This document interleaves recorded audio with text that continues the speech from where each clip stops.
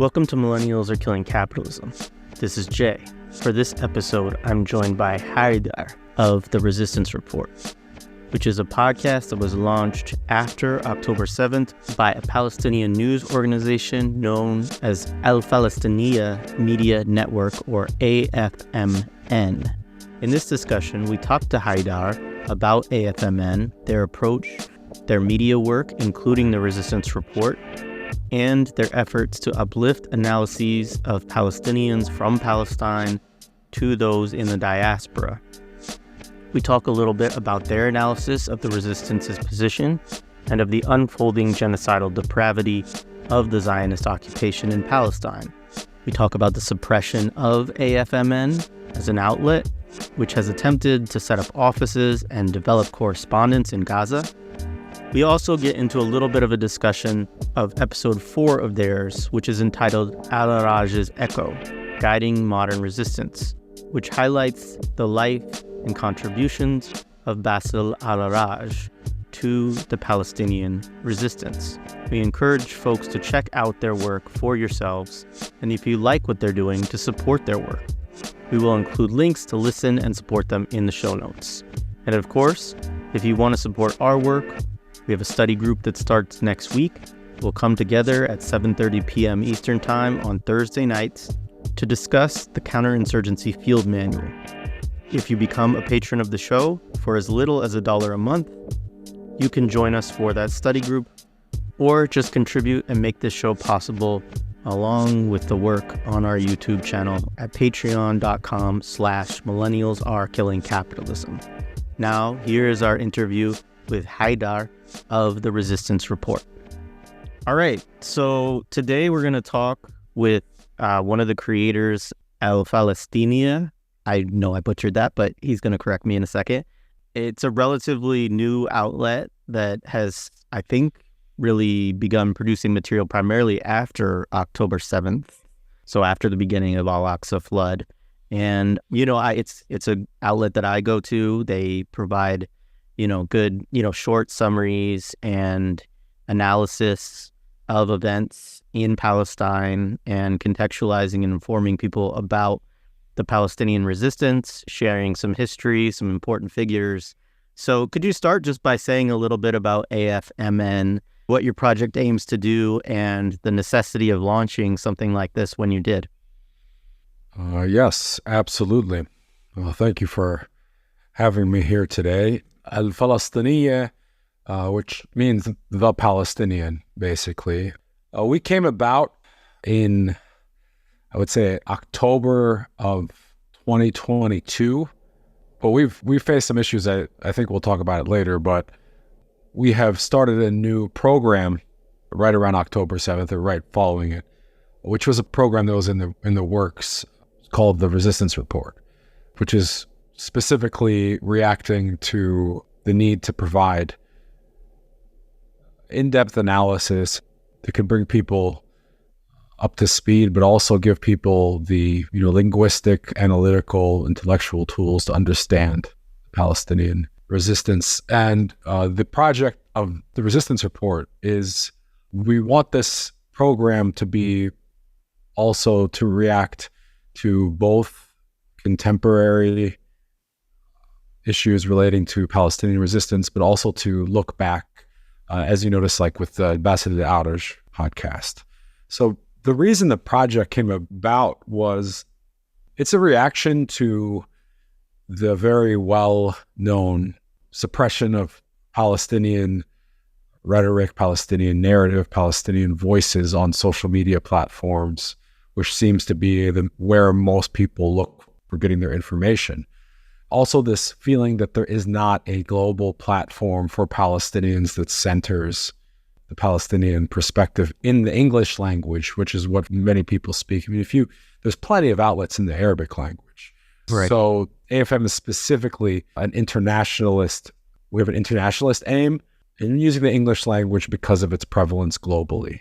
There's a few goals, the goal of delivering a high-level political awareness. AFMN came about with the goal of showing Palestinians to each other everywhere. So a kind of connecting thread to us in the global diaspora.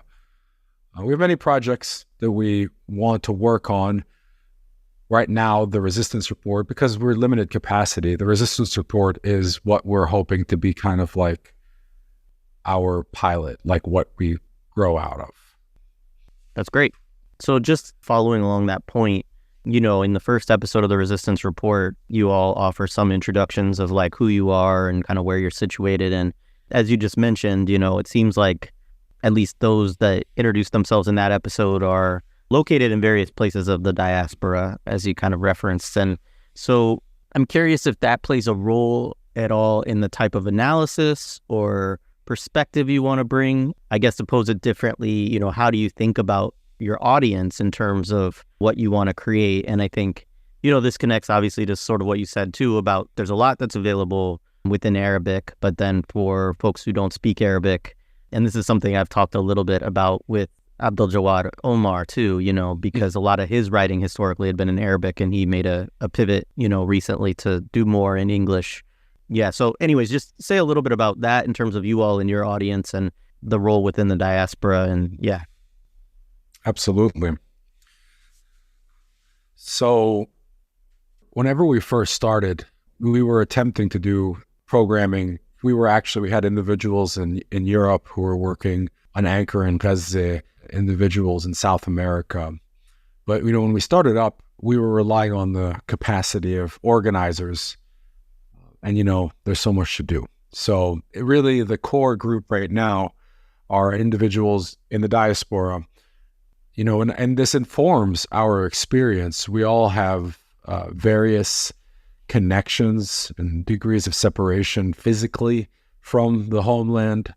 I would say that what we bring is an understanding of the gap, or like the difference between the baseline political and historical awareness that you get with Palestinians and Arabs in the Arab world, even in other places outside of the US, North America, but even in some places in Europe, that there's this baseline understanding, because it's an internationalist. It's the most logical position to have, is to understand the Palestinian question or the Palestinian plight. But really, us specifically living in the United States see, that level of understanding is not present.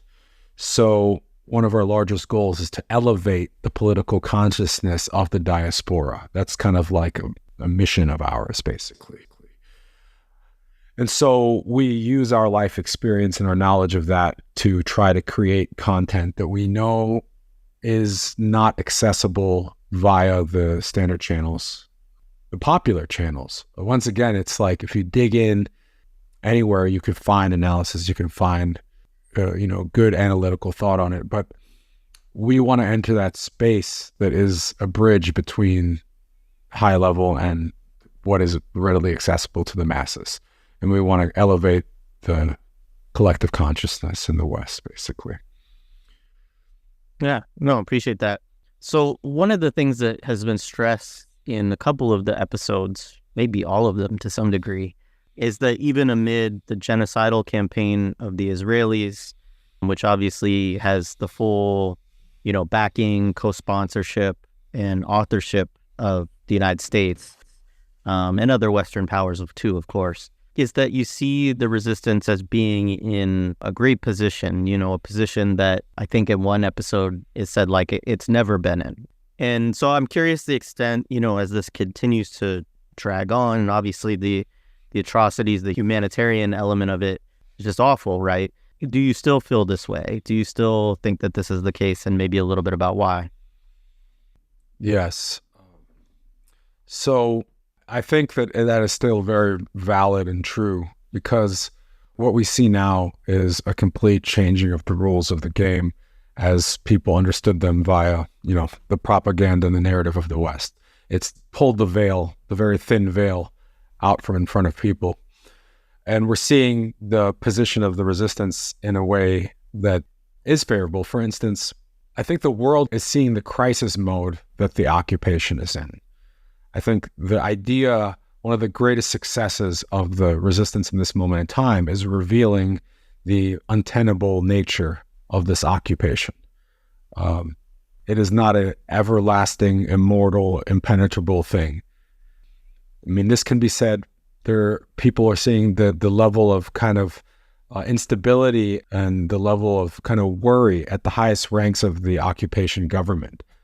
You could see that opposition leaders running on platforms to end the campaign as quick as possible and to try to achieve prisoner exchanges. We've seen, that 90% of the settlers who left in the recent time say that they refuse to go back because of a change in their understanding and view of the security apparatus, or the trust in the occupation security apparatus. And so these are successes, and this is a position of the Palestinian resistance showing itself to the occupation, to residents of the occupation, and to the world, that this occupation apparatus is not as stable as it says about itself. Another reason that it's in a favorable position is because it's changing the balance of power in a way, in sense of the idea of like balance of deterrence, that there is this price to pay for the actions that the occupation carries out against the Palestinian people, which, is built on an understanding that any action by the occupation will result in substantial responses. Also, the economic realities of the challenges that the occupation has to bear, the burden it has to bear in its continuing of the occupation, the $250 million per day, apparently, according to the Israeli Ministry of Finance, that they're paying. And this is going to be borne, and the citizens of both the U.S. and U.S. taxpayers and occupation citizens are seeing that they are bearing this cost. Disruptions in the trade. Apparently, something like 35% of the occupation's GDP relies on trading goods, which underscores some vulnerability when it comes to disruptions of the trade routes, as we're seeing with the Yemeni participation. So, all this comes out to say, or all this shows the occupation and people looking at the occupation, that there is a high price to pay for desecration of religious and holy sites that are important to Palestinians, to their prisoners, whenever they do things to our prisoners, whenever the way that they, every time that they violate Palestinian life, that there's a price to pay for that. Yeah, I think that's true, and I appreciate that. And I guess one of the questions that I've had recently, is obviously like part of the, calculus, and, Hamas has even said this is even part of their, they released a report yesterday entitled Our Narrative, Operation Al-Aqsa Flood. And I know we're not going to get in deeply to that, but like one of the things that they talk about is, obviously that the taking of, prisoners of war, right, of soldiers, right, which is their intent initially, is for a prisoner exchange, right? And there's historical precedents for that. There was prisoner swap during the brief. I don't want to call it a ceasefire because it wasn't that. It was a pause, I guess is the the term that was used in December. Mm-hmm. And the one of the things that gets raised is this idea of the Hannibal Doctrine. Mm-hmm. And I don't know if you want to say a little bit about that. I don't know about it deeply, but my understanding is it's basically a doctrine that basically authorizes the Israeli occupation forces to essentially shoot through their hostages to target Palestinians. There's reports, and you can't really trust anything coming out of Israel in terms of reporting to be credible. But there was a report like a few days ago that they had allegedly found 20 dead hostages or whatever, which that could be totally false, or it could just be the case that these are people that died during Israeli bombings, etc. But as I hear you describing your understanding of why they're in a poor position, it's not all contingent upon the hostages. So I guess that kind of partly answers my question, but I wonder if you think that reduces the leverage to some degree. And I mean, even part of the reason why I asked about this in like a U.S. context is like in the Attica rebellion, they had all these corrections officers, right, that they had taken hostage. And, the National Guard just went in and killed the corrections officers and killed the prisoners, and so that's always a possible retaliatory response to that sort of attempt to take leverage that way. Absolutely. Yeah, I mean, I think it's their own doctrine. The kind of weakness in that doctrine is being exposed in the sense that the directive, this Hannibal Doctrine, Hannibal Directive, what we're seeing is that it's actually reducing the faith of, settler society in their own government. So their policy is chipping away at one of their core pillars of support for their occupation, especially in the West. I mean, if you come over here and see, you drive around several states, you see these digitized billboards with hostages taken by Hamas. There's this narrative of, trying to garner up support using that kind of sympathy model. And so by following their own directive, they're revealing that, they're showing the inconsistency, and they're removing an avenue for, their own support. Also, the resistance is in a position where they're kind of in a win-win, because if the occupation follows its directive and kills many of their own, citizens, they'll further increase the internal divisions within Israeli society. If they do not do that, then there will be more collateral for the Palestinians to trade prisoners. So in both situations, from a long-term view, it's a win-win for Palestinian resistance.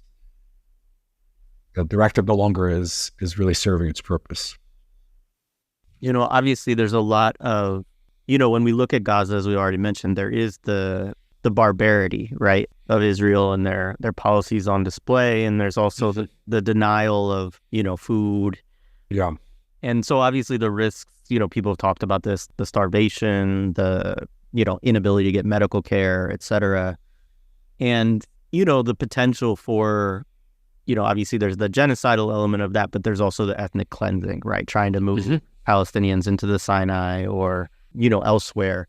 And so, I mean, I think that the thing I'm trying to get at, right, is like, I agree with you, right, in terms of the, there's nothing in my lifetime that we've seen like this in terms of the position the Palestinian resistance is in, its capabilities, and so on. And so obviously there's a lot there, I think, for people to support, to recognize those improvements and to see. Yeah.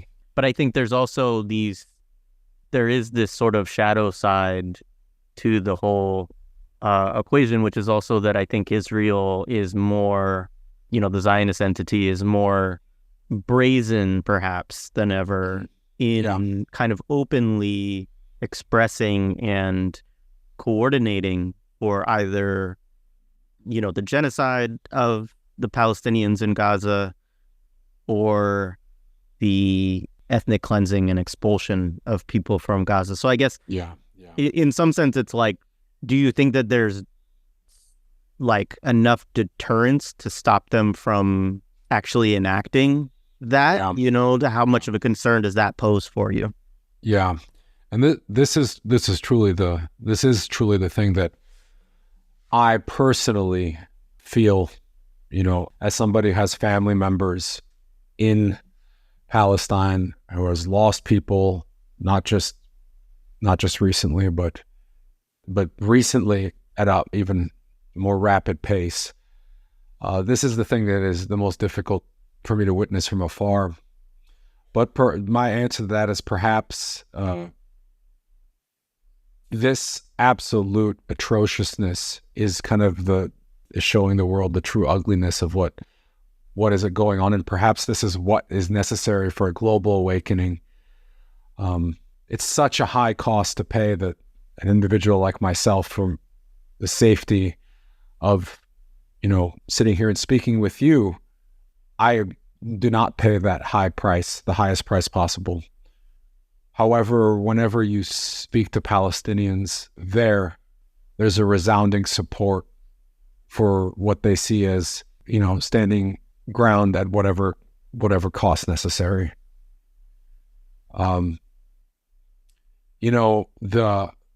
This displacement, the starvation, the denial of medical services and goods, this is something that has become has become just so standard in the way that they deal with the Gazan population. So, I don't know, as you can tell, this is difficult for me because of the direct connection and the pain that I feel of what's going on. But I guess my response is to listen to the Palestinian people in Palestine and what their voices on this are.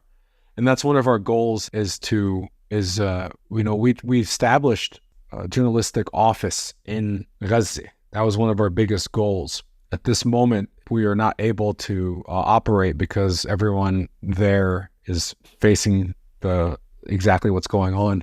But we wish to be, whenever we're faced with questions like this, we want to be able to say, here, listen to the Palestinians speaking on this. And that's one big goal for us. So, this is something that I hope one day we can bring to the world directly, the voices of the Palestinians there and what they think and feel about what's going on in terms of these things. Yeah, I mean, absolutely. And that's something that certainly we try to do to the extent that we're capable as well. I mean, I think it's very important. So, one of the episodes that you did recently, I think it's episode 3, you talk about a martyr, Basad Araj, and he's a figure who's come up a few conversations we've actually had over the years. I think he actually first came up maybe in an interview we did with Lara and Stephen Shihai, who are author of a book on basically decolonial psychoanalysis in Palestine, but also has come up a little bit in conversations we've had with Abdul Jawad Omar. So what would you say is some of the importance of the legacy of this specific martyr from your perspective, and why you all wanted to highlight him kind of early on in the work you're doing with the Resistance Report? Oh yeah, absolutely. Bassel Al-Araj is such an important piece of the chain of resistance, because the reason he's important to us is because, and I think to many people, and that's why he's come up, is because he represents the kind of conditions that so many people in this contemporary moment are in. That reckoning with, one's own identity, one's own profession, one's own place in in class consciousness in society, with the obligation to be part of resistance, and then analyzing what does that mean in their specific life. As you know, Al-Araj was a pharmacy student. The way that he committed himself to what he saw as the avenues in his specific life towards resistance is so admirable. Another thing is that he showed the obligation of the intellectual in this moment in the resistance. And I think that it was so glaringly kind of principled in contrast to I would say, some of the self-serving academia that we see in the West around, in resistance academia. He showed an actual way of speaking and applying oneself as a revolutionary academist. And that was just one part. He also physically, he gave himself as an academic, as a person in the street, as an organizer, as a supporter of the prisoners, and then eventually in the highest form possible, in physical arms against the occupation. Because of his situation, he basically showed that one must apply, every means they have in their specific position. So he was, and I always call him the total revolutionary. He's holistic in all the senses. And also, the last thing I'll say about Bassel is that he actually gave very clear package instructions to people, to Westerners in diaspora, the 8 rules. That's the reason it's so important, is because he gave this he left a very clear kind of roadmap. And, Israeli occupation propaganda and U.S. propaganda around its support of the occupation has a specific goal of demoralizing us. But I would say that there is a way of finding hope by connecting with his materials and his rules. And that's another reason, is this there's this state of sadness that is kind of defeatism. And how could you not, whenever the unbelievable brute force of the atrocities that the occupation commits on a humanitarian level, it's difficult not to have the sadness. I feel it, but Basad showed us for this contemporary kind of this moment of time, kind of this hope. So it's very important. Now I will play a brief edited excerpt from the Resistance Report where Haydar reads Bassel Al-Araj's 8 rules. In the actual episode, which I highly encourage people to check out as an example of their work, Haydar's co-host Abdullah joins Haydar to interpret several events in the current war through the framework laid out in Al-Araj's rules. Basad left behind a book that was posthumously published in 2018, in which he laid out 8 rules on the nature of war. The book, titled I Have Found My Answers, was actually finished during his 6-month final act of resistance. Rule 1. The Palestinian resistance consists of guerrilla formations whose strategies follow the logic of guerrilla warfare. This kind of war is never based on the logic of conventional wars where you defend fixed points and borders. On the contrary, you draw the enemy into an ambush. You do not stick to a fixed position to defend it. Instead, you perform maneuvers, movements, withdrawal and attacks from the flanks and the rear. You allow your enemy to move as they wish so that they fall into your trap and you strike them. You determine the time and the location of the battle, so never measure it against conventional wars. Rule 2. The enemy will spread photos and videos of their invasion into Gaza, occupation of residential buildings, or presence in public areas and well-known landmarks. This is part of the psychological warfare in guerrilla wars. You allow your enemy to move in as they wish so that they fall into your trap and you strike them. You determine the location and timing of the battle. The battle is judged by its overall results, and this is merely a show. Rule 3. Never spread the occupation's propaganda, and do not contribute to instilling a sense of defeat. Never spread panic. Be supportive of the resistance, and do not spread any news broadcast by the occupation. Rule 4. The enemy may broadcast images of prisoners, most likely civilians, but the goal is to suggest the rapid collapse of the resistance. Do not believe them. Rule 5. The enemy will carry out tactical, qualitative operations to assassinate some symbols of resistance, and all of this is part of psychological warfare.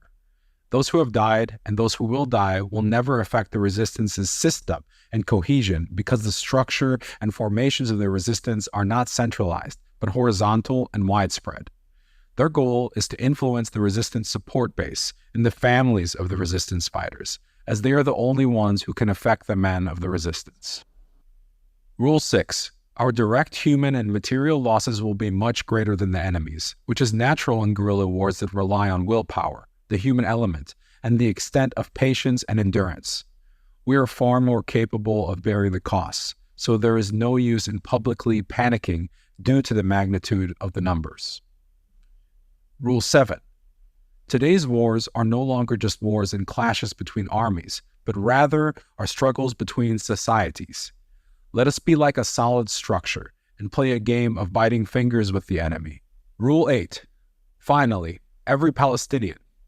And in the broad sense, this means you, meaning anyone who sees Palestine as part of their struggle, regardless of their secondary identities. Every Palestinian is on the front lines of the battle for Palestine.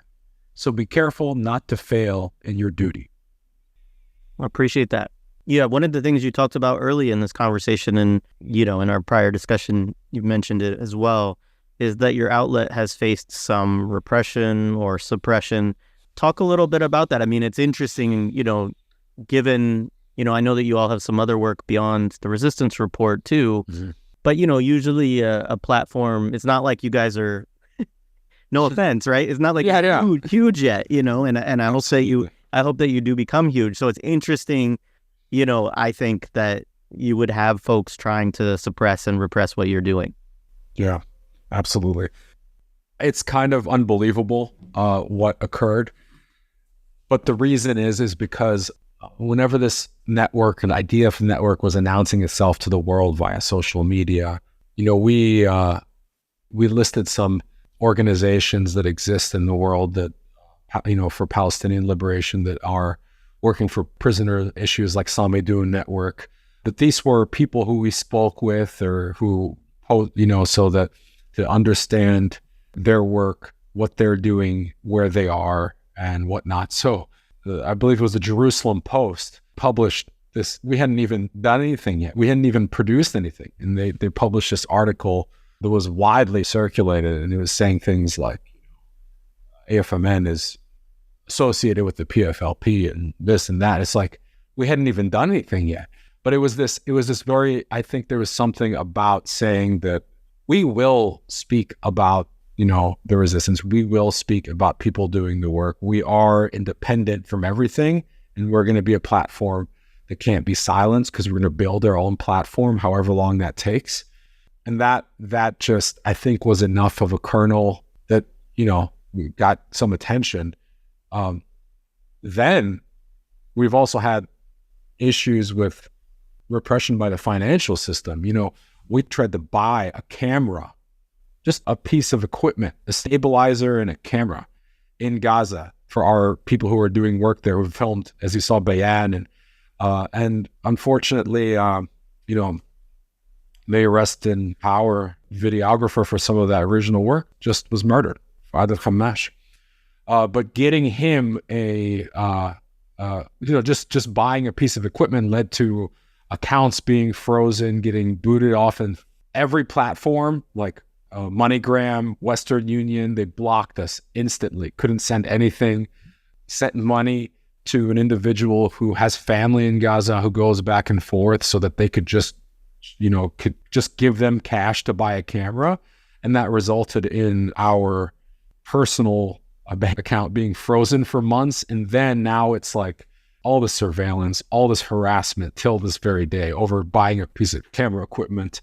And then lastly, there's your standard harassment, but that's nothing different than anybody on social media. But those initial movements from the banking system, as well as like from established, journalistic, I say that with a grain of salt, their propaganda outlets just laying into us from the beginning was just really unbelievable. Yeah, that's crazy. But I also understand it in terms of how, essentially any resistance group within Palestine is branded as, a terrorist, right, by the U.S. and Israel, obviously, and the way financial sanctions and things like this, work. But nonetheless, that's a real-time experience and example of it that is pretty illustrative for folks listening in of like what that means in practice if you're just trying to do, media work, right? Just trying to have videographer, have, reporters or, whatever in Palestine and especially in Gaza, So another question is just a little bit about what you see as the role of people who are not in Palestine in supporting Palestinians. Mm-hmm. You talked about this a little bit in your episode on Bassel, but what in your mind are some of the aspects of what principled solidarity with Palestinians looks like? Obviously acknowledging that it's going to look different for different people in different places and, based on people's ability and so on, there are things that they're, going to be able to do or whatever. But what are important principles around this kind of solidarity with Palestinian struggle from your perspective? Yeah, I think one of the most important things that we can do in the diaspora and people in the West, people supporters of Palestinian liberation and Palestinian, sovereignty, is humanizing Palestinians who are, fighting to defend their people and their land.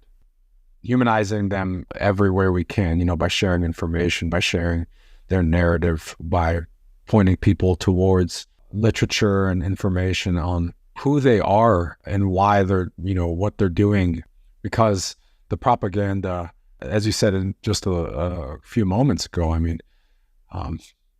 I believe the Women's Workers Collective and like the Agricultural Collective, these are organizations that are labeled as terrorist organizations by the, things that are just, it's preposterous.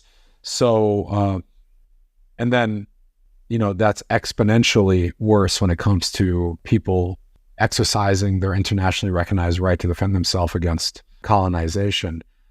So humanizing Palestinians who are fighting to defend their land and their honor and their people is very important. I would also say we really need to focus showing the class dimension related to the fight for Palestinian liberation, because it is what connects individuals all over the globe to the occupation. It's such an economic sink, reminding Westerners that every dollar that is spent in the occupation is not being spent on their healthcare, their education, their infrastructure. Like, it's so ludicrous. And I think that class consciousness will make it so much more apparent. So that's very important. And another very important thing is to become more educated and organized in the Western left around Palestinian liberation, and moving away from this kind of more individualistic, self-satisfying protest as a mode of catharsis, and just, you're angry, so you're going to go out and yell, you're going to walk around a neighborhood and go back home. What the heck did that do? Now, I say that by saying the resistance, actually congratulates and lauds people for protesting, right? But that's just one thing. That isn't it. And we have to have what's more important is a move towards organized actions, shutting down the industrial, financial, and political supporters of the occupation.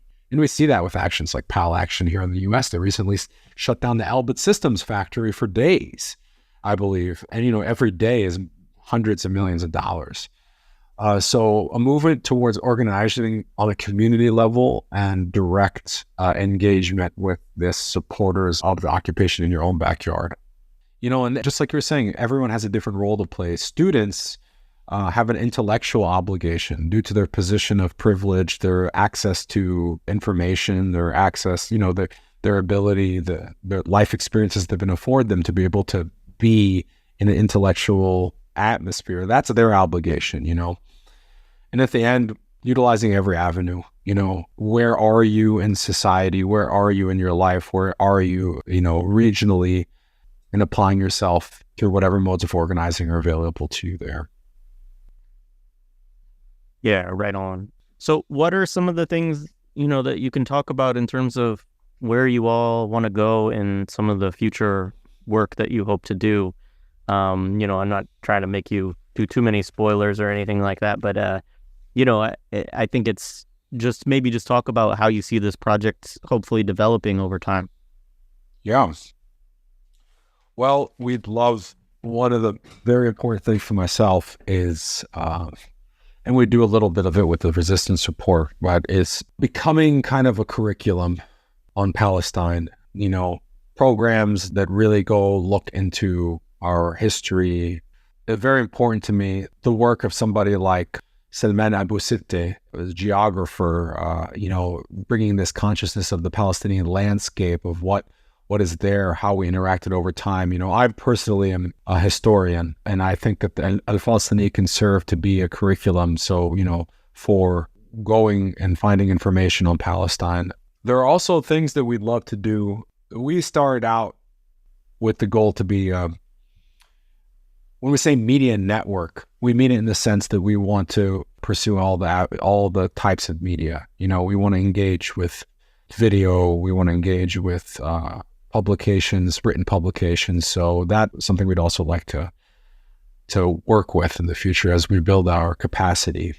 And I think the biggest goal is to have that headquarters in Palestine functioning, so that we are a direct conduit between Palestine and the rest of the world with our Gaza office. And it's very important to us that whenever we chose to, apply for our registration in Gaza like a year and a half ago, it was because of a statement that Gaza is part and parcel of Palestine as a whole.